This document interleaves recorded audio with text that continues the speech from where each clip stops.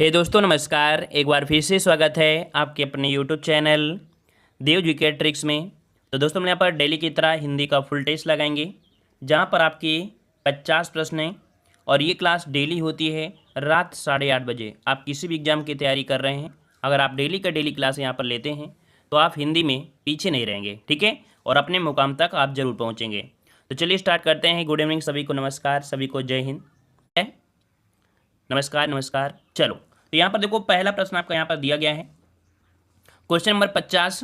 उसने एक मुकदमा दायर किया, अंग्रेजी में अनुवाद क्या होगा? चलिए जवाब दीजिए, यहाँ पर फटाफट जवाब दीजिए। उसने एक मुकदमा दायर किया, याद रखिए इसका राइट आंसर आपका क्या होता है। यहाँ पर उसने मतलब कह सकते हैं क्या हो जाएगा आपका ही, ठीक है, ही। और यहाँ पर कह सकते हैं क्या पता है, फील्ड ए स्वेट, इसका ऑप्शन बनेगा आपका बी नंबर आपका राइट हो जाएगा। उसने एक मुकदमा दायर किया, ऑप्शन आपका बी राइट हो जाएगा, याद रखिएगा, ठीक है। चलिए आगे बढ़ते हैं। प्रश्न आपसे अगला दिया गया है, ग्रामीण लोग यहाँ अधिकतर निरक्षर हैं, ठीक है, ग्रामीण लोग यहाँ अधिकतर निरक्षर हैं, इसका जवाब क्या बनेगा? आप देख सकते हैं कि आपके पीईटी एग्जाम में भी 5 क्वेश्चन आपके पूछे जाएंगे इसी प्रकार के, है ना। तो यहाँ पर देख सकते हैं कि आपका जवाब क्या बनेगा, लोग, ग्रामीण लोग मतलब the villagers here are mostly illiterate. कौन सा? इलिटरेट। ऑप्शन कौन सा बनेगा? यहाँ पर बनेगा डी नंबर, और जिसका भी ऑप्शन डी आया है बिल्कुल राइट हो जाएगा, ठीक है। आगे बढ़ते हैं। तीसरा क्वेश्चन दिया गया है यहाँ पर, क्वेश्चन नंबर 52 दिया है, कि the teachers was a man of fearless spirit, इसका हिंदी में अनुवाद क्या बनता है? चलिए इसका जवाब दीजिए, जिसे आ रहा है जवाब दीजिए, और जिसे नहीं आ रहा है तो बस आपको देखते चलना है, ठीक है ना। चलिए तो यहाँ पर आपका जवाब बनेगा ऑप्शन राइट आपका सी नंबर, याद रखिएगा, शिक्षक निर्भीक व्यक्ति थे, ठीक है, क्या? शिक्षक निर्भीक व्यक्ति थे, ऑप्शन बनेगा 52 का यहाँ पर आपका सी नंबर, ठीक है। अगला क्वेश्चन यहाँ पर आपसे पूछा गया है, कह रहा दिया गया है the magistrate order an inquiry, इसका हिंदी अनुवाद क्या बनेगा? चलिए 53 नंबर में इसका हिंदी अनुवाद करना है। तो यहाँ पर देखो दिया है द मजिस्ट्रेट, है ना, मजिस्ट्रेट ने जांच के लिए आदेश दिया, ऑप्शन बनेगा आपका बी नंबर राइट हो जाएगा, बी नंबर। अगला क्वेश्चन दिया गया है, निम्नलिखित में से सकर्मक क्रिया, इसमें से कुछ क्वेश्चन आपके 4 क्वेश्चन गद्यांश के यहाँ पर छोड़ दिए गए, ठीक है, गद्यांश आपका छूट गया है। चलिए यहाँ पर बताइए, निम्नलिखित में से सकर्मक क्रिया छांटना है, कह रहे चलना, सोना, मुस्कुराना और लिखना। सकर्मक मतलब कह सकते हैं जो क्रिया कर्म के साथ आपकी पूरी होती है उसे सकर्मक कहते हैं, है ना। तो यहाँ पर बताइए कौन सा जवाब बनेगा। चलिए यहाँ पर 58 का ऑप्शन आ चुका है, यहाँ पर कुछ लोगों का जवाब आया है। चलिए देखो इसका राइट आंसर आपका हो जाएगा लिखना, है ना, लिखना आपका जवाब का है, ये सकर्मक क्रिया है। और हमने आपको बताया भी था कि जो क्रिया दी होती है उस पर एक क्वेश्चन करना होता है। क्या क्वेश्चन? क्या लिखता है तो आप कहोगे कुछ ना कुछ तो लिख रहा होगा, क्या सोता है तो आप क्या जवाब दे पाओगे? नहीं। अर्थात क्या लिखता है, जवाब मिल गया है, कुछ ना कुछ लिखता है, अर्थात जब ऐसा शब्द निकले तो उसका मतलब होता है कि ये सकर्मक है। लेकिन जब क्वेश्चन करने से क्रिया का आंसर ना निकले, क्या सोता है, क्या चलता है, क्या मुस्कुराता है, वो अकर्मक क्रिया होती है, याद रखिएगा, ठीक है। जब भी कभी डाउट हो ऐसे ही क्वेश्चन किया करें। चलिए अगला क्वेश्चन आपसे दिया गया है, कौन सा शब्द अंधकार का पर्यायवाची नहीं है? अंधकार का पर्यायवाची नहीं है, तम, अंधेरा, अमावस्या या तिमिर। चलिए अच्छा क्वेश्चन है, बेहतरीन क्वेश्चन है। तो यहाँ पर 59 का ऑप्शन देखिए, यहाँ पर जो दिया गया है कौन सा, तम दिया गया है, ये भी अंधकार है, अंधेरा तो आपका है, तिमिर भी आपका दिया है, लेकिन अमावस्या, अमावस्या या अंधकार का पर्यायवाची नहीं है, ऑप्शन सी राइट हो जाएगा। अगला क्वेश्चन आपसे दिया गया है, सही अर्थ वाला शब्द युग्म कौन सा है? कह रहा है आकार और आकार, क्या ये पॉइंट आपका सही दिया गया है? यहाँ पर क्या पॉइंट सही दिया गया है कि यहाँ पर आकार, आकर, अच्छा आकर दिया है, आकर मतलब होता है खान और आकार मतलब होता है आकृति, मतलब पहला ही पॉइंट आपका बिल्कुल सही हो गया है, क्योंकि यहाँ पर कुल और कुल, यहाँ पर शीतल तो होगा नहीं, है ना। तो यहाँ पर निर्झर दिया, क्या झरना होगा? नहीं, मतलब यहाँ पर ऑप्शन आपका ए राइट आपका हो जाएगा, ठीक है। चलिए अगला क्वेश्चन दिया है, जो कम खर्च करता हो इस वाक्यांश के लिए एक शब्द बताइए। जो कम खर्च करता हो उसके लिए एक शब्द आपको बताना है। चलिए यहाँ पर बताइए, फटाफट जवाब दीजिए। यहाँ पर सही जवाब क्या हो जाएगा 61 नंबर में। समय अच्छा है, बेहतरीन है, और जवाब यहाँ पर भी आ चुके हैं 61 नंबर में कुछ लोगों के। जो कम खर्च करता है उसे हम बोलते हैं मितव्ययी, याद रखिएगा, इसका राइट आंसर आपको लगाना है सी नंबर, मितव्ययी लगाना है, ठीक है। अगला क्वेश्चन दिया है, शुद्ध शब्द आपका कौन सा है? शुद्ध शब्द आपका कौन सा है यहाँ पर बताइए। कह रहा है चिन्ह, तो देखो चिन्ह हमने आपको बताया था, जो चिन्ह आपका होता है ना, चिन्ह जो आपका होता है उसमें से यहाँ पर जो आपका दिया गया है, आपका हा दिया है ना चिन्ह, तो यहाँ पर आपने देखा होगा हा जो होता है तो हल्का सा अंदर से आपका लगा होता है, तो ये आपका वो नहीं है। कृपा गलत दिया है, दवाइयाँ गलत है, निर्भर ऑप्शन राइट आपका डी हो जाएगा। हमने सब कुछ आपको पढ़ा दिया है, और लगातार अगर क्लास लेते हैं टॉपिक वाइज वाली तो आपको दिक्कत कभी नहीं आएगी, ठीक है। चलिए निम्नलिखित में से कर्ता कारक वाला वाक्य छांटिए। कर्ता कारक वाला छांटा मतलब वाक्य आपको छांटना है। कर्ता कारक मतलब फोकस किस पर किया गया हो, कर्ता पर फोकस किया गया है, वहाँ पर कर्ता कारक होता है। मोहन को जाना है, शीला को रोटी खिलाओ, शाम को मत आना, विमा को पुस्तक दे दो। चलिए यहाँ पर जवाब 63 नंबर में, चलिए 63 का ऑप्शन आ रहा है यहाँ पर ऑप्शन राइट। अच्छा देखो यहाँ पर दिया है ऑप्शन ए नंबर। भाई सभी लोग जवाब एक साथ दीजिए कि कौन सा लॉक किया जाए, क्योंकि काफ़ी समस्याएं आ रही हैं इसमें सभी को। भाई देखो यहाँ पर कह सकते हैं कि यह वाक्य कर्ता कारक में कौन सा है, यहाँ पर दिया है मोहन को जाना है, तो ऑप्शन ए नंबर ही आपका राइट हो जाएगा। इसमें से फोकस आपका कर्ता कारक आपका है। रोटी दिया है, यहाँ पर दिया है पुस्तक दी है, ये कर्म कारक है। ये तीनों जो आपके हैं कैसे हैं, ये कर्म कारक है, लेकिन फर्स्ट वाला पॉइंट आपका कर्ता कारक है। अगला क्वेश्चन दिया गया है, निम्नलिखित में से पुल्लिंग शब्द आपको बताना है। वीडियो को लाइक शेयर भी करते रहिए भाई, जितने लोग जुड़ते जा रहे हैं या जुड़ चुके हैं अभी तक वीडियो को लाइक नहीं किया है तो वीडियो को भी लाइक शेयर करें। आप लोग मोटिवेट किसी व्यक्ति को नहीं बनाते हैं, अगर आप लोग डेली पढ़ते हैं तो आपको भी किसी व्यक्ति को मोटिवेट आपको बनाते रहना है, ताकि अगर वो बीमार भी हो या किसी प्रकार से हो तो आपके प्रति एक लगाव भी रहे कि नहीं हमें आज क्लास लेनी है। नहीं तो ये होगा कि चलो आज बीमार हैं तो चलो ना लेते हैं, तो ये तो आपका फ़र्ज बनता है यार, लाइक शेयर कर दिया करें। चलिए बताइए निम्नलिखित में से पुल्लिंग शब्द आपको छांटना है। चाहत कैसी है, रंगत कैसी है, मेहनत कैसी है, आहार कैसा है। तो यहाँ पर 64 का ऑप्शन कौन सा आ गया, डी नंबर। आहार शब्द जो आपका है कैसा है, तो आपका पुल्लिंग है, ऑप्शन आपका डी राइट हो जाएगा। और जिसका भी जवाब आ रहा है डी नंबर बिल्कुल राइट है। ठीक है, अगला क्वेश्चन दिया गया है, पति शब्द का अविभक्तिक बहुवचन होता है। चलिए पति शब्द का अविभक्तिक बहुवचन इनमें से क्या हो जाएगा। चलिए 65 नंबर में, तो यहाँ पर आपका जवाब बनेगा पति। अच्छा ये बताइए पति बहुत होते हैं कि एक होते हैं, पतियों होता है क्या, एक व्यक्ति के बहुत पति मतलब एक लेडी मतलब ये जो होती हैं उसके बहुत पतियों होते हैं क्या, पति पतियों ऐसे बोलेंगे क्या, नहीं भाई पति है तो पति ही होगा, है ना। यहाँ पर ऑप्शन जो बनेगा क्या हो जाएगा 65 का, ऑप्शन ए हो जाएगा, पति का बहुवचन पति ही होता है। ठीक है ना, और कुछ मत लगा देना जो एक के साथ कई फ्री कर दो आप। ठीक है, ऑप्शन बनेगा कौन सा, सी नंबर। अगला क्वेश्चन दिया गया है, निम्नलिखित में से निर्देश चिन्ह कौन सा है। निर्देश चिन्ह आपका कौन सा है, यहाँ पर निर्देश चिन्ह आपको बताना है। चलिए तो देखो निर्देश चिन्ह की अगर बात करते हैं तो यहाँ पर जो योजक चिन्ह होता है उससे थोड़ा बड़ा होता है, योजक चिन्ह से थोड़ा सा बड़ा होता है, जो कि यहाँ पर आपका कौन सा हो जाएगा, डी नंबर आपका राइट हो जाएगा। और इन सभी के बारे में आप लोग जानते हैं, प्रश्नवाचक है, संबोधन है ना, तो इस बारे में सभी लोग जानते हैं, कोई दिक्कत आपका नहीं होगी, है ना। कोई दिक्कत है किसी को, इनमें अभी तक कोई किसी को दिक्कत यहाँ पर नहीं होना चाहिए। ठीक है ना, क्लियर है। चलिए आते हैं अगले प्रश्न आपसे। अगला पूछा गया है, इसमें ये अल्प विराम है, ठीक है, आपका अल्प विराम है और अर्ध विराम होता है तो बिंदिया भी होती है। ठीक है, अगला दिया गया है, सदा एक समान रहने पर लोकोक्ति प्रयुक्त होती है। सदा एक समान रहने पर, सदा एक समान रहने पर इसका मतलब क्या होता है, आपने पढ़ा होगा सावन हरे न भादों सूखे, है ना, मतलब एक जैसा बिल्कुल हो। तो यहाँ पर आपका जवाब यहाँ पर हो जाएगा कौन सा, ऑप्शन बनेगा आपका बी नंबर आपका राइट हो जाएगा। ठीक है, अगला क्वेश्चन आपके सामने दिया गया है, कह रहे शास्त्र प्रवीण महाविद्यालय में पीताम्बर धारण करने आते हैं। इस वाक्य में तत्पुरुष समास कौन से शब्द में है। देखो क्वेश्चन कितना अच्छा दिया है, कह रहा है शास्त्र प्रवीण महाविद्यालय में पीताम्बर धारण करने आते हैं। तो कोई पीताम्बर क्या हो सकता है क्या, यहाँ क्या पीताम्बर हो सकता है क्या, नहीं हो सकता है ना। तो यहाँ पर महाविद्यालय भी नहीं हो सकता, क्यों, क्योंकि यहाँ पर महाशब्द लगा है और बताया था कर्मधारय होता है, तो ये भी नहीं है। तो इसका मतलब है शास्त्र प्रवीण आपका हो जाएगा, जो शास्त्र में प्रवीण हो, अर्थात यहाँ पर हो जाएगा अधिकरण तत्पुरुष समास। क्या, शास्त्र में प्रवीण क्या होता है, शास्त्र में प्रवीण अर्थात यहाँ पर हो जाएगा अधिकरण तत्पुरुष समास। तो ऑप्शन आपका राइट कौन सा बनेगा, ए नंबर। समझ में आ गया होगा, अच्छा क्वेश्चन है। चलिए आते हैं अगले प्रश्न आपसे। अगला क्वेश्चन पूछा गया है, agenda is sent here with के लिए यहाँ पर अनुवाद क्या हो जाएगा। इसका अनुवाद क्या बनता है, एजेंडा, आपने नाम सुना होगा। एजेंडा का मतलब क्या होता है, अगर इसका अर्थ जानते हैं तो हो सकता है तुक्का आप लगा सकते हैं। एजेंडा मतलब होता है कार्यसूची, क्या होता है, कार्यसूची होती है। ठीक है ना, कार्यसूची साथ भेजी जा रही है, क्या होता है इसमें, कार्यसूची साथ भेजी जा रही है। यहाँ पर सेंट दिया है ना, यहाँ पर सेंट दिया है तो भेजा आपका यहाँ पर लिखा है ना, इसमें तो आपका है नहीं है, तो ऑप्शन राइट आपको कौन सा बनेगा, ए नंबर आपका राइट हो जाएगा। ठीक है, अगला क्वेश्चन आपसे दिया गया है, यहाँ पर दिया गया है एज मेंटेनेंड देयरन है ना, देयर इन के लिए यहाँ पर आपका अनुवाद जो बनेगा वो क्या बनेगा। चलिए यहाँ पर जवाब दीजिए, आपको 70 नंबर देना है। तो इसका अनुवाद बनेगा जैसा कि उसमें उल्लेख किया गया, क्या, जैसा कि उसमें उल्लेख किया गया है। तो यहाँ पर आपका जवाब जो बनेगा ए नंबर आपका राइट हो जाएगा। यहाँ पर भी जवाब आपका ए नंबर आपका हो, जैसा कि उसमें उल्लेख किया गया है। ठीक है, आते हैं अगले प्रश्न अगला है, काकल्य वर्ण कौन सा है, काकल्य वर्ण किसे कहते हैं। चलिए काकल्य वर्ण किसे कहते हैं, तो यहाँ पर जवाब बताइए जल्दी जल्दी फटाफट जवाब दीजिए, काकल्य वर्ण किसे कहते हैं।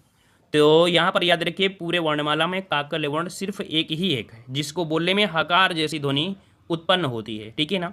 और ये हकार ध्वनि की अगर हम बोलें तो यहाँ पर मुख गुहा खुल जाता है पूरी तरीके से और वायु बंद कंठ को खुलकर झटके से बाहर निकलता है, इसलिए इसे काकल्य कहते हैं, ठीक है ना। तो यहाँ पर ऑप्शन कौन सा आ रहा है, ऑप्शन सी आ रहा है।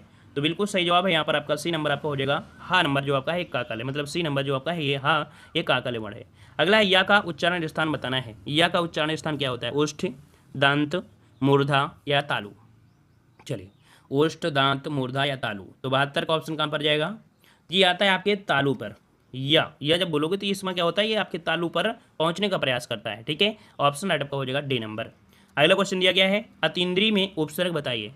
अतीन्द्रिय में उपसर्ग अगर हम आपसे पूछे तो आप ये बताओगे कि सर इसे तोड़ा जाए सबसे पहले, तभी पता चलेगा। तो यहाँ पर हम तोड़ देते हैं इसे। अगर आप तोड़ेंगे तो क्या बनेगा, इसको तोड़ेंगे तो आपके पास निकलेगा अति।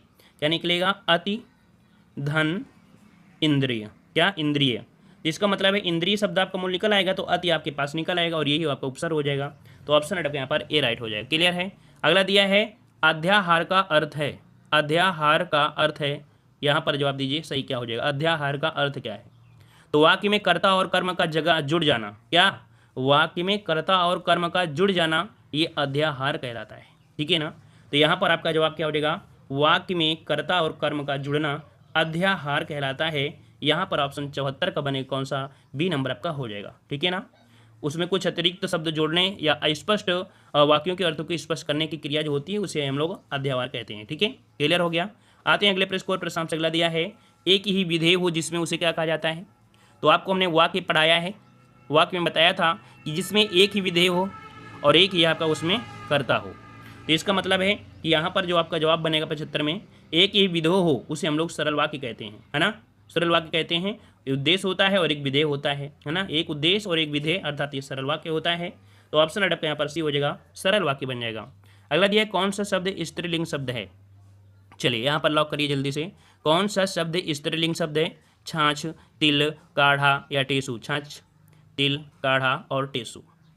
चलिए यहाँ पर देखिए, यहाँ पर आपका जवाब बनेगा, ऑप्शन राइट आ रहा है। यहाँ पर देखो स्त्रीलिंग है ना छाछ, यहाँ पर छाछ जो आपका है ए नंबर आपका राइट हो जाएगा, ठीक है। अगला क्वेश्चन आपके सामने दिया है कौन सा समुच्चय बोधक अव्यय नहीं है। कौन सा समुच्चय बोधक अव्यय नहीं है, 77 यहाँ पर लॉक करिए। चलिए 77 की अगर हम बात करते हैं तो यहाँ पर आपका जवाब क्या बनेगा। देखो यहाँ पर अर्थात है, एतयो है, अथवा है और आपका आजन्म दिया गया है। तो यहाँ पर जो दिया गया है कौन, अव्यय नहीं है तो आजन्म। देखो यहाँ पर आजन्म शब्द जो आपका दिया है ये समुच्चय बोधक आपका नहीं है ना। ये अव्ययी भाव समास का उदाहरण है, आप सभी को पता है। समुच्चय बोधक में कौन कौन आते हैं, जैसे और, व, एवं, तथा, या, व, किंतु, है ना, लेकिन, वरन, इसलिए, बल्कि, जो कि, ऐसे वर्ड आपके होते हैं। अगला क्वेश्चन आते हैं, क्वेश्चन आपका है कृताकृत का समास बताइए। कृताकृत मतलब कृत प्लस अकृत, क्या बनेगा यहाँ पर कृत प्लस अकृत हो जाएगा। मतलब यहाँ पर जवाब बनेगा वो आपका बनेगा कर्मधारय समास। क्या बनेगा, कर्मधारय समास बनेगा। ऑप्शन आपका यहाँ पर राइट हो जाएगा, सी नंबर। मतलब जिस समास के दोनों ही पद क्या होते हैं, कैसे क्रिया प्रधान होंगे यहाँ पर, है ना। यहाँ पर दोनों ही पद आपके विशेषण हो सकते हैं, है ना। और वैसे तो एक विशेषण और एक विशेष होता है, लेकिन ऐसा भी नहीं है, आपके दोनों विशेषण हो सकते हैं। तो इस प्रकार से ऑप्शन आपका सही हो जाएगा। तद्भव शब्द आप बताइए 79 में, तद्भव शब्द। तद्भव शब्द की अगर बात करते हैं, देखो यहाँ पर खुर जो दिया है सुर्ख, तो सुर्ख जो शब्द आपका है ये फारसी है। कैसा है, ये फारसी शब्द आपका है, ठीक है। यहाँ पर सत दिया है, सत आपका जो दिया है ये तत्सम शब्द है, ठीक है। कैसा आपका, तो ये तत्सम शब्द आपका है, तो ये तो आपका हो नहीं सकता है। ढाई दिया है, ढाई, यही आपका है बिल्कुल। ढाई शब्द जो दिया है ये आपका क्या है, यही आपका तद्भव है। इसका तत्सम होता है क्या, इसका तत्सम होता है अर्ध तृतीय, है ना, याद रहेगा। चलिए तो आगे बढ़ते हैं। प्रश्न आपसे अगला पूछा गया है स्त्री शब्द का विशेषण आपको बताना है। स्त्री शब्द का विशेषण आपको बताना है। यहाँ पर कमेंट बॉक्स में कमेंट करिएगा। इस प्रश्न को आप लोग कमेंट बॉक्स में कमेंट करिएगा कि स्त्री शब्द का जो विशेषण होता है क्या होता है, ठीक है। चलिए अगला क्वेश्चन आपके सामने दिया गया है, जो कि दिया है हिंदी सच्चिदानंद हीरानंद वात्स्यायन का उपनाम क्या है। चलिए यहाँ पर क्वेश्चन, यहाँ पर सच्चिदानंद हीरानंद वात्स्यायन का आज्ञा का तो आपको पता है कि यहाँ पर हो जाएगा अज्ञेय हो जाएगा। और यहाँ पर क्वेश्चन जो हमने पूछा भी था, है ना, बिहारी के प्रसिद्ध क्या है, तो आपके दोहे थे। और तुलसीदास किस भाषा के कवि थे। चलिए यहाँ से जवाब दीजिए। क्वेश्चन नंबर 20 से देना है। हमने बताया था कि हम साहित्य के भी यहाँ पर अल्टरनेट आपकी क्लासों में ऐड कर देते हैं कुछ क्वेश्चन, है ना, जिससे आपकी हिंदी साहित्य बाय रिवीजन होता है और ऐसे ही क्वेश्चन आपके होते हैं। चलिए, तुलसीदास किस भाषा के कवि थे? सभी का जवाब आना चाहिए और सब लोग यहाँ पर काउंट करते रहिए कितना आपका यहाँ पर स्कोर जा रहा है, ठीक है ना। लाइक शेयर करना मत भूले, लाइक शेयर जो लोग नहीं करते हैं भाई लाइक शेयर भी करते रहे हैं, ठीक है। चलिए, तुलसीदास किस भाषा के कवि थे? तो यहाँ पर 20 नंबर में ऑप्शन बनेगा आपका सी नंबर, ये अवधी भाषा के थे। क्या? अवधी भाषा के थे, याद रखिए अवधी भाषा के थे, ठीक है, याद रखिएगा, इसका जवाब बनेगा सी। अगला है, हिंदी साहित्य के इतिहास को कितने भागों में बांटा गया है? हिंदी साहित्य के इतिहास को कितने भागों में बांटा गया है? 21 का जवाब लॉक करना है और इसका राइट आंसर आपका सही क्या हो जाएगा? चलिए, यहाँ पर जवाब कुछ लोगों के आ चुके हैं, यहाँ पर 4 भागों में, बिल्कुल सही है, बेहतरीन है और आपका तैयारी भी बढ़िया है, ऑप्शन आपका बी हो जाएगा। अगला क्वेश्चन दिया गया है, कछुआ धर्म और मारिसी मोहि कुठाओं किसकी रचना है? कछुआ धर्म और मारिसी मोहि कुठाओं किसकी रचना है? यहाँ पर जवाब सही देना है और ये है आपका किसका? तो ऑप्शन आपका बनेगा ऑप्शन बी, थोड़ा सा कठिन हो सकता है, ये है चंद्रधर शर्मा गुलेरी का है, कछुआ धर्म और मारिस मोहि कुठाओं, ठीक है। अगला क्वेश्चन दिया गया है, हिंदी साहित्य के इतिहास के संबंध में modern vernacular literature of Hindustan किसने लिखा है? अच्छा क्वेश्चन है, बेहतरीन क्वेश्चन है, बहुत ही प्यारा क्वेश्चन है और ये पूछा भी जाता है, याद रखिए, जॉर्ज गियर्सन, या इन्हें पूरा नाम से जानते हैं जॉर्ज अब्राहम गियर्सन ने लिखा है modern vernacular literature of Hindustan, option आपका बी राइट हो जाएगा। अगला है, सूरदास ने किस भाषा में सूरसागर को रचना की है? सूरदास ने किस भाषा में सूरसागर की रचना किया है? तो यहाँ पर याद रखिए, सूरसागर की जो आपकी भाषा है वो आपकी कैसी है? चलिए, 24 नंबर में लॉक करिए। चलिए, ऑप्शन आ रहा है यहाँ पर बी नंबर, याद रखिएगा जो सूरसागर है किस भाषा में है? ब्रज भाषा में, ऑप्शन आपका बी हो जाएगा। अगला दिया है, रामचरितमानस में कांड का सही क्रम क्या है? तो यहाँ से भी क्वेश्चन पूछे जाते हैं, वीडियो एग्जाम में भी क्वेश्चन पूछा गया था यहाँ से, ठीक है ना, कि सबसे छोटा कांड कौन है, बड़ा कांड कौन सा है, ऐसे भी क्वेश्चन आते हैं। तो देखो, रामचरितमानस में अगर देखा जाए सही क्रम में कौन सा बनेगा? चलिए, यहाँ पर बताइए। तो देखो, बालकांड स्टार्टिंग होती है, भाई बालकांड से स्टार्टिंग होगी तो हम लोग यहीं तो लगाएंगे ना, फिर अयोध्या कांड हो जाएगा, सुंदरकांड, लंका कांड, ठीक है, ऑप्शन आपका बी राइट हो जाएगा। इस वाले ऑप्शन से देखते तो आप तुरंत लगा सकते थे, ठीक है।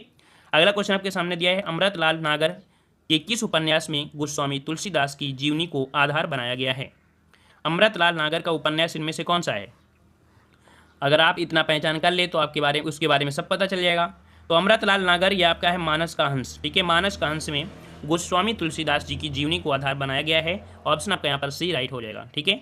चलिए आगे बढ़ते हैं, क्वेश्चन आपसे दिया गया है, डॉक्टर नगेंद्र ने किस युग को स्थूल के प्रति सूक्ष्म का विद्रोह कहा है? डॉक्टर नगेंद्र ने किस युग को स्थूल के प्रति सूक्ष्म का विद्रोह कहा है? चलिए 27 का ऑप्शन लॉक करना है, यहाँ पर 27 का ऑप्शन क्या बनेगा?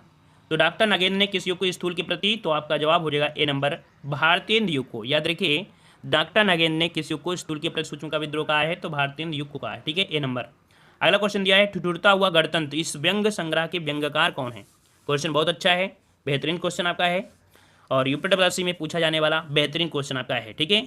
ठिठुरता हुआ गणतंत्र, इसका जवाब देना है। 28 का जवाब यहाँ पर कुछ लोगों का आ चुका है, हरिशंकर परसाई, यहाँ पर ऑप्शन बनेगा कौन सा? D number. यहाँ पर दिया भी गया है व्यंग्यकार, ठीक है, ऑप्शन डी हो जाएगा राइट। क्वेश्चन आपका दिया गया है, तुलसीदास की कौन सी काव्य रचना ब्रज भाषा में है? चलिए यहाँ पर बताइए कौन सी काव्य रचना ब्रज भाषा में है? तो यहाँ पर देखो, आपकी रामायण जो आप मतलब जो थी वो अवधी भाषा में, तो आपके राम हो गए, ठीक है। तो देखो यहाँ पर विनय पत्रिका, ठीक है, कौन? ऑप्शन सी हो जाएगा विनय पत्रिका। साथ में जो कवितावली है ये भी ब्रजभाषा में है, तो इस क्वेश्चन के दो आंसर होंगे बी प्लस सी, क्योंकि कवितावली और विनय पत्रिका दोनों ही ब्रजभाषा में है, ठीक है। अगला क्वेश्चन आपसे दिया गया है कि जयशंकर प्रसाद की कौन सी काव्य रचना अंतुकांत शैली में लिखी गई है? जयशंकर प्रसाद की कौन सी काव्य रचना अतुकांत शैली में लिखी गई है? अतुकांत शैली में लिखी गई है, यहाँ पर 30 का ऑप्शन राइट आपको बताना है। चलिए 30 की अगर हम बात करते हैं तो ऑप्शन कौन सा बनेगा? चलिए यहाँ पर देखिए ऑप्शन बनेगा, ऑप्शन राइट आपका बनेगा यहाँ पर आपका बी नंबर, प्रेम पथिक। कौन? प्रेम पथिक है, यह अतुकांत शैली में लिखी गई जयशंकर प्रसाद की काव्य रचना है प्रेम पथिक। किसकी? जयशंकर प्रसाद। डायरेक्ट क्वेश्चन पूछ लेता है प्रेम पथिक किसका है, तो जयशंकर प्रसाद। अगला क्वेश्चन दिया गया है, दिए गए विकल्पों में से निर्गुण भक्ति काव्य के प्रमुख कवि कौन है? चलिए यहाँ पर बोला गया है निर्गुण काव्य के प्रमुख कवि आपके कौन है? चलिए निर्गुण भक्ति के जवाब दीजिए। यहाँ पर 31 नंबर में जवाब आ रहे हैं ऑप्शन बी कबीर, है ना, कबीर जो आपके कैसे हैं निर्गुण भक्ति काव्य के हैं, ऑप्शन आपका बी राइट हो जाएगा। अगला है, पृथ्वीराज रासो किस काल की रचना है? पृथ्वीराज रासो किस काल की रचना है? चलिए आदिकाल, रीतकाल, भक्तिकाल या आधुनिक काल?